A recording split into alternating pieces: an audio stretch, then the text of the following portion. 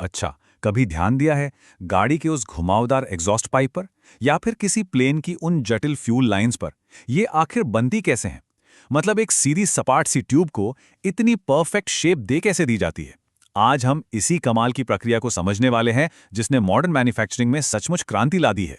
तो असली पहेली यही है कि कंप्यूटर पर बने एक परफेक्ट 3D डिजाइन को एक रोबोटिक मशीन को कैसे समझाया जाए, कैसे बताया जाए कि धातु की एक सीधी ट्यूब को हूबहू वैसा ही मोड़ना है।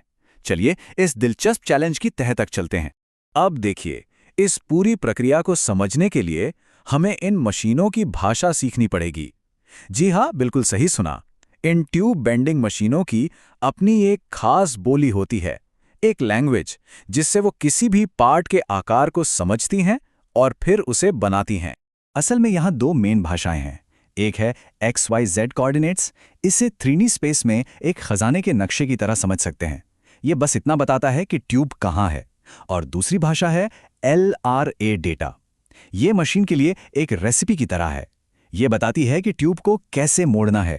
तो ये जो XYZ कोऑर्डिनेट्स हैं, ये डिजाइनर्स की दुनिया है। ये किसी बड़ी असेंबली में ट्यूब की एकदम सटीक जगह बताने के लिए परफेक्ट हैं। ठीक वैसे ही जैसे किसी बड़ी पजल का एक खास टुकड़ा। स्पेस में हर पॉइंट की अपनी एक फिक्स जगह होती है। बस ये देखिए, ये रहा XYZ डेटा का एक असली उदाहरण।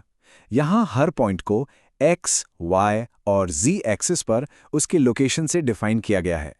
और साथ में है CLR यानी सेंटर लाइन रेडियस, जो ये बताता है कि मोड़ कितना घुमावदार होने वाला है। अच्छा, अब आते हैं LRA डेटा पर। ये बेंडिंग मशीन के कह सकते हैं अपनी घरेलू भाषा है। ये स्पेस में पॉइंट्स की बात नहीं करती, नहीं, बल्कि ये मशीन को दिए जाने वाले एक्शन की बात करती है। मतलब ट्यूब को कितना आगे बढ़ाना है, लेंथ, उसे किस एंगल पर घुमाना है, रोटेशन, और फिर कितना मोड़ना है, एंगल। और अब जरा यहाँ देखिए, वही ट्यूब LRA डेटा में कितनी अलग दिख रही है। ये किसी नक्शे जैसा बिल्कुल नहीं है ना? ये तो मशीन के लिए एक step by step instruction manual जैसा लग रहा है। और यहीं पर असली मुश्किल शुरू होती है। प्रॉब्लम यह है कि डिजाइनर एक भाषा बोल रहे हैं और मशीन वो तो दूसरी भाषा समझती है। मतलब साफ है, डिजाइन से फाइनल पार्ट तक जाने के लिए एक ट्रांसलेटर की जरूरत है। डिजाइनर XYZ में सोचता है, पर मशीन को काम करने के लिए LRA चाहिए ही चाहिए। और यहीं से हम पहुंचते हैं उस सबसे बड़ी रुकावट पर जिसने सालों तक इस इंडस्ट्री को परेशान किया है, और वो है इन मशीनों को प्रोग्राम करने का पुराना थकाऊ मैनुअल तरीका। देखिए, पुराना तरीका बहुत मेहनत वाला था। एक ऑपरेटर को ड्राइंग से एक एक नंबर पढ़ना होता था और फिर उसे मशीन के कीपैड पर टाइप करना पड़ता था। और अगर ड्राइंग XY रेड में हुई तो पहले मशीन के सॉफ्टवेयर का इंतजार करो कि वो उसे LRA में बदले और फिर हर एक नंबर को दोबारा चेक करो। कितना धीमा और झंझट भरा काम था ये। और जैसा कि सोर्स में भी बताया गया है, ये प्रोसेस सिर्फ धीमा ही नहीं था, इसमें इंसानी गलती की पूरी गुंजाइश थी। जरा सी चूक हुई, एक नंबर भी गलत टाइप हो गया और बस पूरा का पूरा महंगा पार्ट बर्बाद। और ये दिक्कत सिर्फ छोटे मोटे पार्ट्स तक ही सीमित नहीं थी। मिलिट्री स्पेसिफिकेशंस जैसे बेहद जरूरी और कॉम्प्लेक्स डेटा को भी इसी थका देने वाले और गलती से भरे मैनुअल तरीके से ही डालना पड़ता था। लेकिन फिर टेक्नोलॉजी एक ऐसा समाधान लेकर आई, एक ऐसा इनोवेशन जिसने इस मैनुअल रुकावट को हमेशा के लिए बदल कर रख दिया। और वो समाधान है स्टेप फाइल।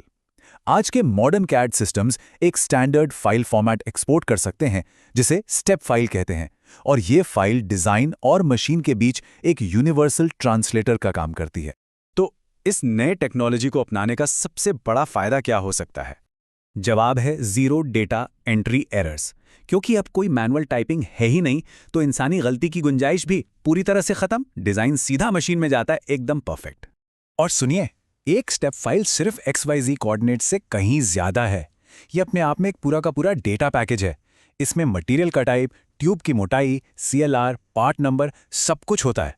मतलब मशीन को अपना काम करने के लिए जो भी जानकारी चाहिए वो सब एक ही जगह मिल जाती है।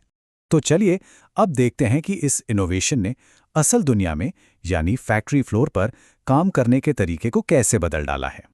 ये चार्ट तो पूरी कहानी खुद ही बयां कर रहा है। एक कॉम्प्लेक्स पार्ट को मैन्युअली प्रोग्राम करने में जहां पहले 90 मिनट लग जाते थे, वहीं अब स्टेप फाइल इंपोर्ट करने में सिर्फ 5 मिनट। ये एक बहुत बड़ी टाइम सेविंग है, खासकर उन पार्ट्स के लिए जिनमें बहुत सारे मोड हों। और इससे भी कमाल की बात यह है कि मशीन को इस बात से कोई फर्क नहीं पड़ता कि पार्ट कितना कॉम्प्लेक्स है। एक 20 मोड वाले पार्ट को प्रोसेस करने में भी उतने ही कुछ मिलीसेकंड्स लगते हैं जितने एक 2 मोड वाले पार्ट में। मतलब एफिशिएंसी का लेवल ही बिल्कुल अलग है। इसने ऑपरेटर की भूमिका को ही पूरी तरह से बदल दिया है। अब उनका फोकस डेटा टाइप करने और गलतियां ढूंढने पर नहीं है, बल्कि प्रोडक्शन चलाने और मशीन से तैयार माल निकालने पर है, जो कि असली काम है। हालांकि इस नए प्रोसेस में एक छोटी सी चुनौती भी आती है। अब सबसे बड़ा चैलेंज प्रोसीजरल हो गया है। मतलब इंजीनियरिंग और मैन्युफैक्चरिंग डिपार्टमेंट के बीच फाइल के सही वर्जन को ट्रैक करना। इसके लिए एक मजबूत डेटा मैनेजमेंट सिस्टम की जरूरत पड़ती है। और ये सब कुछ हमें एक बड़े सवाल पर लाकर छोड़ता है। ये जो बदलाव है, ये मैन्युफैक्चरिंग में ऑटोमेशन और डिजिटल होती दुनिया की एक बहुत बड़ी तस्वीर का छोटा सा हिस्सा है। तो सवाल ये उठता है कि जैसे जैसे डिजाइन और प्रोडक्शन की दुनिया और भी करीब आ रही है, अगला ऐसा कौन सा इंसानी ट्रांसलेटर होगा जिसकी जगह टेक्नोलॉजी ले सकती है।